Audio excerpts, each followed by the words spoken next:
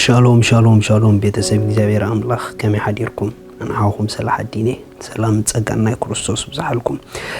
ناي لما انت دما ناي معلت قال دبل بروجرامنا كابسي ارجي انترناشونال تشرشي نزي معلت لخون قال حبيرنا نرينا لو من كافولو قال كم زبلي دحر نوصي زولدو انا وست زبلي واو دحر نوصي زولدو انا وستي تاي مالتي مهانو خنغركم ريخم صلاي ابيوت بزح عينت نوصታት كفطر يخاليو جنت النواصي نعو زناوصو ناي እግዚአብሔር ጀጋኑ ناي እግዚአብሔር ቁብአት ሰብራይ ሰብ ህልሚ እግዚአብሔር አምላኽ ኢዱ በኃይል በልዕሊኦም ትግለጽ ከአ ይውለዱን ይትሱኡንም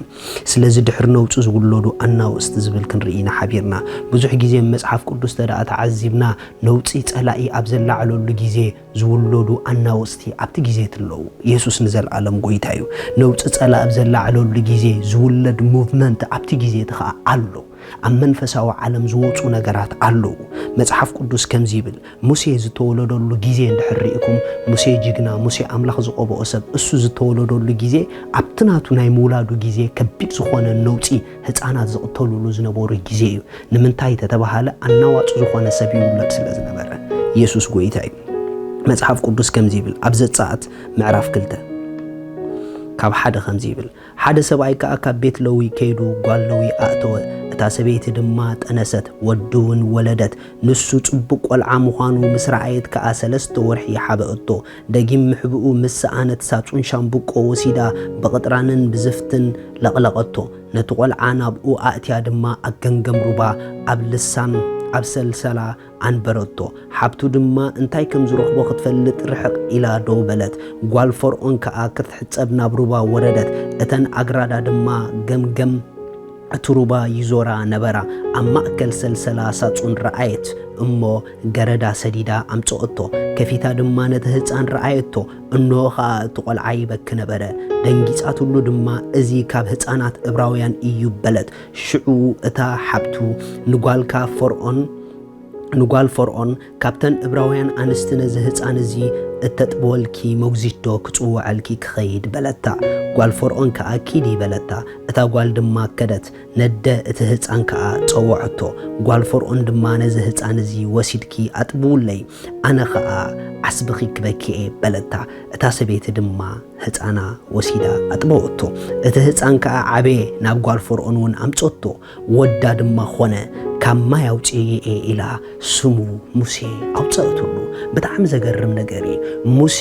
ካብቶም ኣዝዮም ኣብ ታሪኽ እስራኤል ሓይልን ክብርን እግዚአብሔር ኣብ ህይወቱ ዝተገልጸ ንዓበ ዕላማ ድማ ኣምላኽ ዝተጠቀመሉ ንዓበ ዕላማ ድማ እግዚአብሔር ዝፈጠሮ ሰብ ነይሩ ናይ 430 ዓመት መከራ ናይ እስራኤል ኣብ ማእሰርቲ ግብጺ ኣብ ባርነት ግብጺ ካብዚ ባርነት እዚ ናይ 430 ዓመት ባንዴጅ ካብኡ ኣብቲኹ ዘውጽእ ሓያል ናይ እግዚአብሔር ኢድ ኣብ ልዕሊ ዝተገልጸት ሙሴ ነይሩ ቀሊል ከይመስለኩም ካብ ናይ 430 ዓመት ጉዕዞ ኣብቲኹ ኸውጽኦም ብሓይሊ እግዚአብሔር ኣብ ህይወቱ ስለዝተገለጸ እዩ ሓያል ናይ እግዚአብሔር ዓብ ናይ እግዚአብሔር ሰብ ነብትቁብ እግዚአብሔር ኣምላኽ ነብ ናይ እግዚአብሔር ኣምላኽ ዝነበረ ድማ እዩ ስለዚ ካብቶም ኣብ መጽሐፍ ቅዱስ ዘለዉ ኢድ እግዚአብሔር ኣብ ህይወቶም ብሓይሊ ዝተገልጸት ኢድ እግዚአብሔር ኣብ ህይወቶም ንዓበ ዕላማን ብሓያል መንገድን ዝተረኣየት ሓደ ካብኦም ሙሴ እዩ ስለዚ እዚ ናይ ኣምላኽ ሰብ እዚ ቅቡእ ነቲ ህዝቢ በረኸቱን መናገፊኡን ዝኾነ ሙሴ እሱ ዝውለደሉ ጊዜ ህፃናት ዝቅተሉሉ ዝነበረ ጊዜ እዩ ኣብቲ ከቢድ ነውፂ ንእስራኤል ወሪድዋ ዝነበረ ጊዜ ነቲ ነውፂ ምጽኢ ዝነበረ ጸልማት ንዕኡ ተመሊሱ ዘናውፅ ህፃን ግን ሽዑ ይውለድ ነይሩ ሪኢኹም ኣሕዋት ዘይነስተውዕሎም ነገራት ሳምታይምስ ጸላእ ነውፂ ኸልዕሉ ኸለዉ እግዚአብሔር ነቲ ነውፂ ጸጥ ዘብሉ ሰባት የተስእ ምህላው ኣይነስተውዕልን ኢና ስለዚ ኣብ ማእከል እቲ ነውፂ ነቲ ነውፂ ትዘጥፍእ ሓያል ናይ እግዚአብሔር ሰብ ሽዑ ይውለድ ነይሩ ስለዚ ኣብቲ እስራኤል ከቢድ ነውፂ መጺዋ ዝነበረ ካብ ከቢድ ነውፂ ፈጺሙ ናብ ሓርነት ዘውጽእ ጅግና ናይ እግዚአብሔር ሰብ ሙሴ ይውለደላ ነይሩ እዩ ስለዚ ብዙሕ ጊዜ ካብቲ ነቲ ነውፂ ንላዕሊ ድሕሪ እቲ ነውፂ ዝትስኡ ሓያል ናይ እግዚአብሔር ኢድ ኣብ ህይወቶም ትግለጸሎም ቁብኣት ከም ዘለዉ ክንሓስብ ይግበአና እዩ ዘሰይም ድማ ጎይታና ኢየሱስ ክርስቶስ ዝተወለደሉ ጊዜ እንድሕሪኢናዮ ኣብ ማቴዎስ ምዕራፍ 2 ወንጌል ማቴዎስ ምዕራፍ 2 ካብ 13 ክሳብ 8 ከምዚ ይብል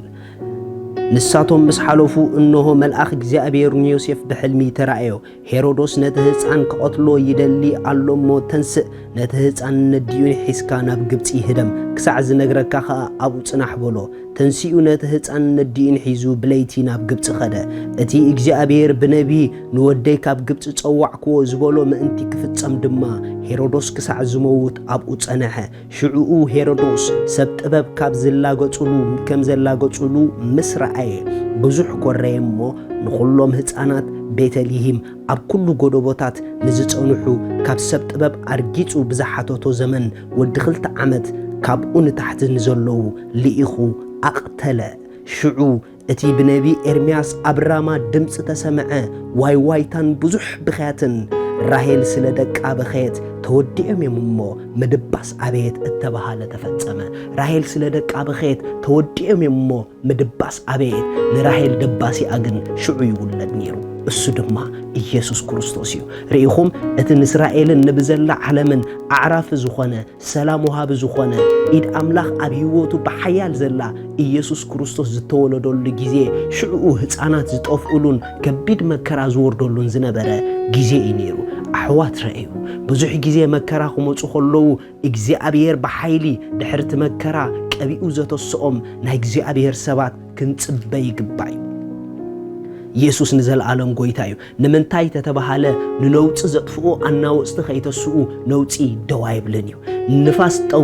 ደው ዘብሉ ንንፋስ ሓረምቲ ቁብዓት ከይተላዓሉ ንፋስ ደው ኣይብልን እዩ ረአዩ ኣሕዋት ኣብ ሃገርና ኣብ ኤርትራ ስለ ወንጌል ክንደይ መከራ ንክንደይ ዓመታት ከይዱ እዚ ኩሉ ዓመታት እዚ ኩሉ ነውፂ ዝኸደ ነዚ ኩሉ ነውፂ ፈጺሞም ደው ዘብሉ ቁብዓት እግዚአብሔር ከም ዘልዕል ክንኣምንን ክንጽበን ይግበአና እዩ እታ ምድርቲኣ ንነዊሕ ዓመታት መከራ ሕሊፈያ ንነዊሕ ዓመታት ስለ ወንጌል ወንጌላውያን ክርስቲያን ኣመንቲ ብብዙሕ ምግደራ እዮም ድሓልፉ ዘለዉ እቲ ዝገርመኩም ነገር ግን እዚ ኩሉ ነውፂ ቤተ ክርስቲያን ኤርትራ ካብ ወረዳ ካብ ቤተ ክርስቲያን ኤርትራ ድማ ዝውለዱ ሓደገኛታት ዝኾኑ ንናዋጽ ዘናወጹ ንናዋጽ ዘናውጹ ነቲ ዘፍርሕ ዘፈራርሑ ንጸላኢ ጸጥ ዘብሉ ናይ እግዚአብሔር ኢድ ኣብ ህይወቶም ብሓይሊ ዝተገልጸት ሰብ ጸጋ ሰብ መልኣት ሓያል እግዚአብሔር ኣብ ህይወቶም ብሓይሊ ዝረአ ጀጋኑ ዝውለዱሉ ጊዜ ኣኺሊ እዩ ማለት እዩ ምኽንያቱ ንነውፂ ኣናወፅቲ ይውለዱሉ እዮም